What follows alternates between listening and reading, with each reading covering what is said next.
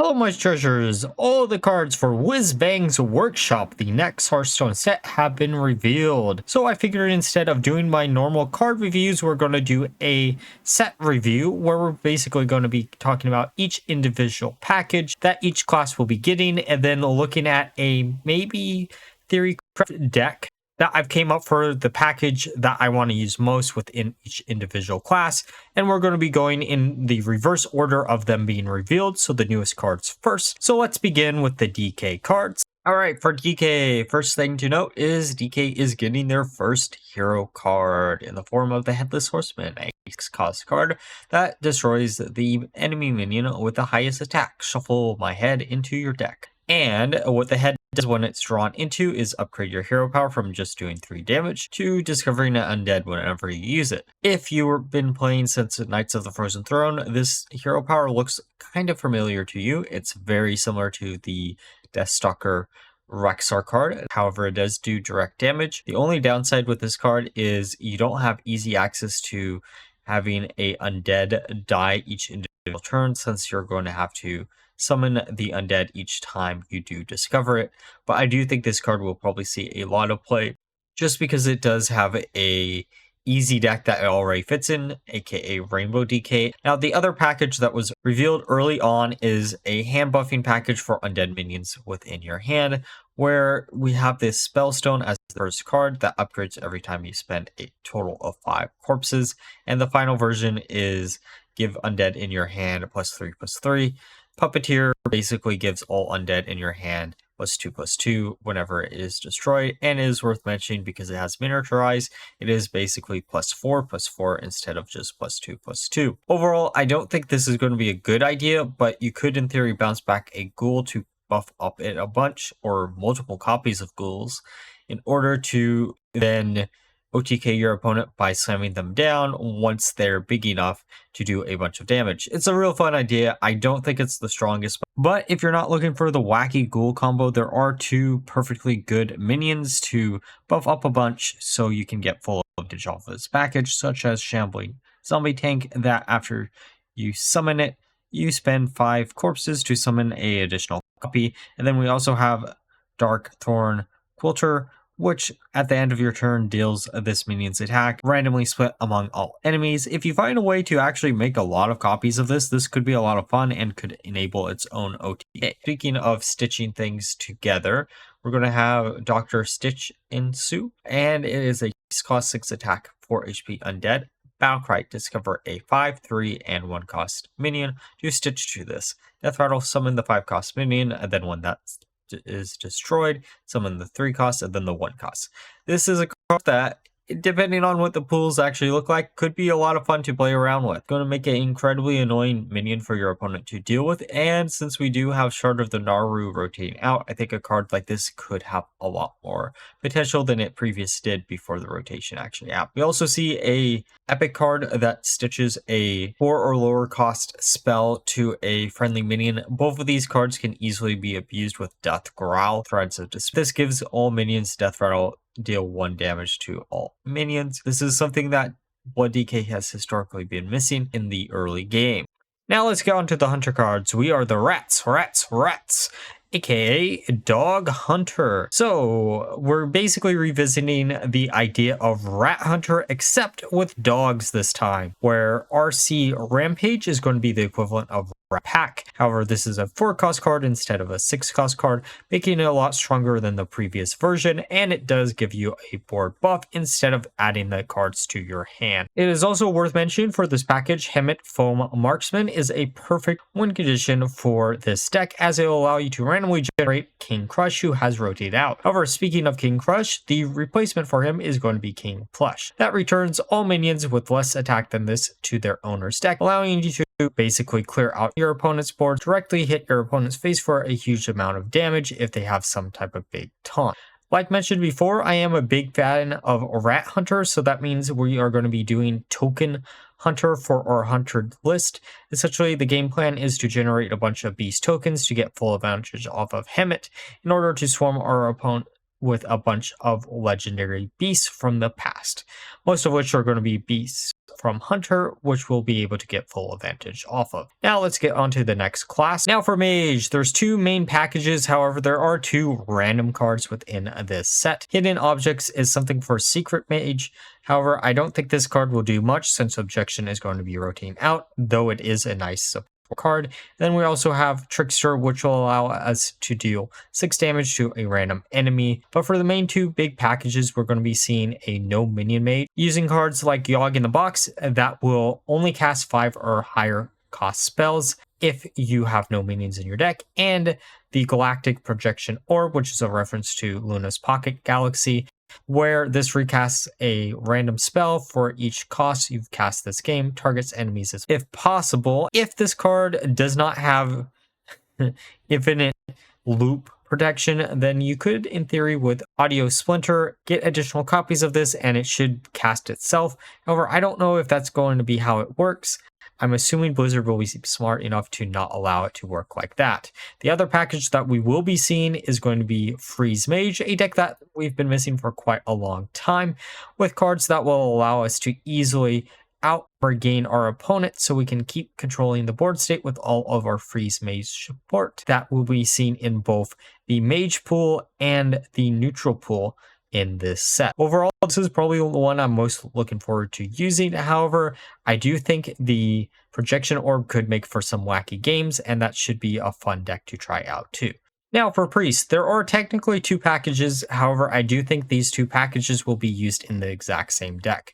The first one is going to be a Dragon Priest with Timewinder Zarimi as the big payoff, and this card has the battle cry: once per game if you summon 5 other dragons, take an additional turn.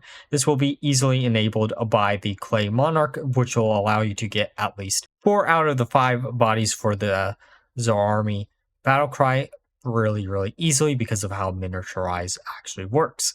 But the reason why I mentioned the two packages are really just one package is Raza the Resealed, which has the battlecry: for the rest of the game, your hero power refreshes whenever you play a card. This should remind you of the old Raza, Shadow Reaper, Anduin combo from back in the day that could do a ton of damage after controlling the board state and outgrinding any opponent. This card is a lot more frightening in my opinion than Zarimi by themselves, as Priest doesn't have a lot of ways to do a bunch of damage to your opponent's face really quickly, thanks to the fact that Benedictus is rotating out. However, it is worth mentioning, because Reno does exist as a neutral hero card, we have an easy way to get a hero power that will do 2 damage. Now this might not be that frightening, but we also will be seeing another card that reduces our hero power down to 0, thus making something like this a lot more possible where we can do a lot more damage. I'm curious if a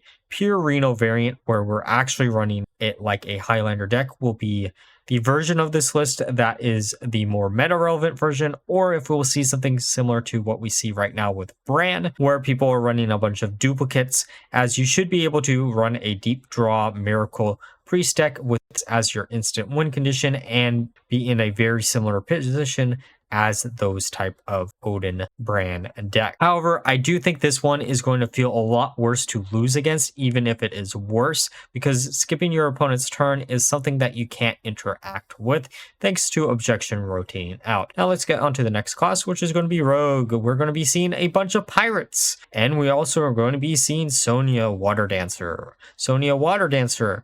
After you play a 1-cost card, get a copy of it that costs 0. This card is something that probably should never be printed. It's one of those things that it has so much mana cheat that it is absolutely insane. I made a deck to showcase 2 possible combos that you could possibly pull off. In theory, with the new Sonya, with Deadly, Poison, and Valera's Gift, you should be able to increase any weapon's attack by 16, and if you have a weapon for previous turns, such as a Ignis weapon with Wind Fury, you should be able to OTK your opponent. However, if that isn't up your alley, then we could do something with Freebird, where we're basically getting a bunch of copies of Freebird, and we can get, I think, 10 or 12 Freebirds in a single turn, making our way to OTK your opponent's face where they can't easily stop us. Overall, this is actually one of these big combos that I can't wait to try out to see how consistent it feels, but it is something that I am really frightened for. The other package, as mentioned before, is a pirate package. It does suck a little bit that we are seeing Hook Tusk rotate out with it. However, I do think the pirate package in standard at least should be decent enough for you to want to play it, as it does have a lot of draw power and will be getting things like Raiding Party in order to draw into our key pirates, such as Shoplifter Goldbeard, that allows us to get additional copies of whatever pirates we do slam down. Honestly, I really do like the pirate package, but again, we'll see where it ends up. I'm really frightened for the Sonya Miracle Rogue one, though. Now let's get on to the next class, which is going to be Demon Hunter. Demon Hunter has basically one package and a bunch of random cards. The first thing worth mentioning is Ci'Cigi allows you to get a bunch of iconic Demon Hunter cards from the initial Demon Hunter set that were all nerfed within 24 hours of the class being released into the game. 3 of these cards randomly in the original version, and this should fit the iconic hand from Bran, as Bran should be updated to have these first edition cards. It's also worth mentioning the flavor text here is a reference to Post Malone. That's always a fun one. And the other package, the one that I'm really excited for, is a big Demon Hunter centered around Magtheridon, which is a card that is a 8-cost card that has 12 attack, 12 HP, that has dormant for 2 turns. While dormant, deals 3 damage to all enemies at the end of the turn. Now this might sound a little bit slow for 8 mana, but we will see other cards that are both currently in rotation in the core set, and a new weapon that reduces the cost of a demon that we draw into, thus allowing you to easily get Magtheridon out on at least turn 6, and other cards to put him back into his dormant state, such as Red Card for 2 additional turns, or a use finally for the location from Delve into Deepholm Crimson Expanse as a way to get additional copies of him out on the board, making it very hard for any board-based deck to stand against us, because most board-based decks don't have minions with above 9 HP and will be doing 9 damage per turn to our opponent's face with untargetable minions. Now for the next clash, what is going to be Warlock. And what more iconic Warlock deck than Hand Warlock? We're going to be seeing a bunch of new Hand Warlock support cards, such as Table Flip, that will act as a prismatic beam for Warlock instead of Paladin, while also having some other retrains of old classical cards, such as Cursed Campaign, that is basically a spell variant of the cube block that had existed back in Kobolds and Catacombs. However, this isn't the package or the cards that I'm most excited for when it comes to Warlock as a class. Wheel of Death is the card I'm most excited for, actually probably in this entire set. It reminds me a lot of Final Countdown, which is a Yu-Gi-Oh card that you win after 20 turns. However, this allows you to win after 5 turns. And for this deck, I came up with a Tony Reno Warlock list, where we're using Tony as a way to refill our deck, so we are not going to be taking fatigue damage, and using a bunch of AoE board clears in order to survive for 5 turns through Reno Jackson, Twisting Nether, or other such cards. Now for Shaman, we got an iconic card returning in the form of Shudderblock, the retrain of Shudderblock. However, this time we have Miniaturize and Battlecry. Your Battlecry triggers 3 times, but it can't damage the enemy hero. Now you might be thinking, how are we going to make full advantage of a card like this? We can't use this in combination with anything that directly does damage to opponent's face, unlike the original Shudderblock. Well, there are a few ways we can make use of Shudderblock. The new card, Sand Art Elemental, allows us to give our hero +1 attack and 1 Fury every time we have the Battlecry. It is also worth mentioning, with Miniaturize on both of these cards, you can actually copy both the miniaturized version of this card and the original version with a single copy of Shudderblock. It is also worth mentioning, with the deck that I came up with, there are 3 OTKs within this version, which is going to be the nature package with a little bit of a overload twist. Essentially, we're going to be trying to get as many copies of Novice Zapper on the board as humanly possible, and then OTKing using lightning reflexes to get stuff like Lightning Bolt, and other such cards. The other combo that I'm more interested to pull in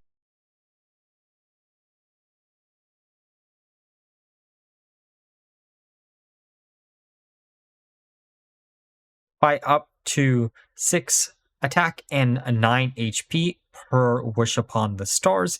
And then because South Sea's deckhand is rotating back into standard rotation, we will then be able to OTK our opponent by slamming down one Shroom Vacation in order to give it Wind Fury to wail on our opponent's face for a bunch of damage. But now let's get on to Paladin. Honestly, this is probably the one I'm least excited for. It is also the class that has the least amount of references to previous sets. For this set, Paladin is going to be getting some aura support, something that I've been wanting for a while since they introduced auras. Cardboard Golem increases the duration of your auras in your hand, deck, and battlefield by 1. I am kind of sad it just doesn't read for the rest of the game, because I think that would have just been okay too. It is also worth mentioning, Paladin does get a bunch of Divine Shield synergy cards. However, we are seeing a lot of the previous support for that strategy rotating out, and we're not seeing really any good early game replacements for the 1-drop minions that deck used before, thus making it a little bit harder to come up with something to actually have for Paladin. But the basic idea that I had for the class was Aura Paladin with the Excavating package, just because I thought it would be a neat idea to try to combine the two ideas, since a lot of the auras do directly buff up minions that you will be slamming down, that you'll also be buffing up through your Excavating reward. Now let's get onto the next class, which is going to be Druid. Druid is going to go down the Miracle route. Boy, is there a good reason why the Eclipse package rotated out. The first package we'll be seeing for Druid is a very small one, which is going to be Jade Druid. Jade Display is going to replace the Jade package from Whispers of the Old Gods. However, this time it is going to be centered around one minion. That has the Death Rattle. Your Jade displays have +1/+1 this game. Shuffle 2 in your deck. We also will be seeing the card in Smollen in order to discount them down to a 0-cost minion. However, they will still have attack, and you should be able to scale pretty quickly with this. The other package, the one that I'm most interested in, is a Miracle Druid. This deck is getting a bunch of ways to buff up our spells, such as Swipe that will be rotating back in. Magical Dollhouse, which is the brand new location, will give us +1 spell damage for the turn. However, the new legendary doubles the amount of bonuses we gain from spell damage, and using Call for Arrow, we're going to be able to get additional copies of this, making it very easily to OTK our opponent by using a single swipe. The idea that I'm toying around with is going to be a Call for Arrow deck where we're trying to copy Owl as much as humanly possible to get as much spell damage as we can with a single swipe, because I thought that would be the most hilarious way to do this. Next class is going to be Warrior. Warrior has a few interesting packages. Taunt Warrior is getting a bunch of new support. It is getting a bit of draw power, which is something that the deck was actually missing. The other more interesting thing, in my opinion, is Chemical Spill. Chemical Spill is a card that summons the highest cost card from your hand, and then you deal 5 damage to it. You can use this in combination with Grom in order to get a 10 attack minion for 5 mana, and then use the Battle Sworn Faceless in order to get an additional copy of Grom to do 20 damage to your opponent's face on turn 8, which could be incredibly strong. We also do have Inventor Boom that we can use in combination with the new Training Dummy in order to get a bunch of additional copies of this Death Rattle off. Then be OTKing our opponent, basically being a weaker version of Astalor, but it is still a possibility.